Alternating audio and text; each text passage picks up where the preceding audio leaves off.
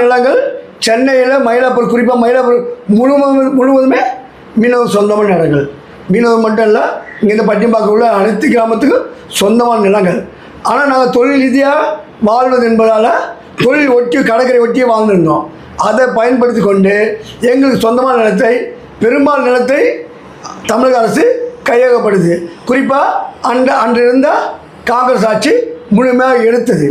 இதே போல் 71 நாங்கள் இப்போ நீங்கள் வீரமாமுனி சிலை இருக்குது, அங்கேருந்து குறிப்பாக சேந்தமுட்டை உள்ள நிலங்கள் இருந்தது. காமராஜை எதிர்த்து நாங்கள் பெரிய அளவுக்கு போராட்டம் பண்ணோம், எதிர்த்து பிரச்சனை பண்ணோம், எல்லாம் செய்தோம்.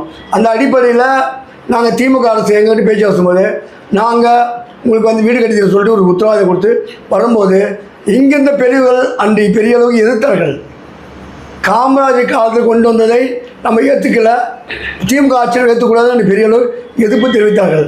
ஆனால் அன்று இருக்க திமுக அவர்கள் காவல்துறையை வைத்து மீனவர்களை அடித்து விரட்டி ஊருக்குள் கலவரத்தை உருவாக்கி, ஊருக்குள் குழப்பத்தை உருவாக்கி மீனவர்களின் பெருமளவு நிலத்தை அபகரித்துட்டு இவர்கள் சிறிய குடிசை மாட்டு வீடு கட்டி கொடுத்து இவங்களுக்கு 534 வீடு கட்டி கொடுத்தார்கள். இதை மட்டும் செய்யலை, இங்கே தொடங்கி பட்டினப்பாக்கம் உள்ள வரை வீடுகளை கட்டி கொடுத்தார்கள். மீனவர் மீனவர் அல்லாதவர்களை வெளியிலிருந்து கூட்டுவது. கடற்கரையில் யார் வாழணும்?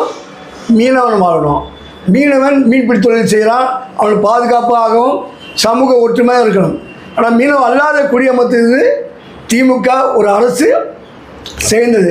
குறிப்பாக 7 லட்சம் பார்த்தீங்கன்னா 534 வீடு மீனவருக்கும், 238 வீடு தலித்துக்கு குறிப்பாக வெளியிலேருந்து கொண்டு வந்து குடியமர்த்துவதும், இங்கே ஒரு சமூகத்துக்கு எதிராக போர்க்கொடி எழுப்பதுக்காக, ஒரு சமூக ஒற்றுமை கெடுக்கிறதுக்காக அப்போவே 71 ஒரு விஷயத்தை கொண்டு வந்து மீனவர்கள் எதிராக கொண்டு வந்தார்கள்.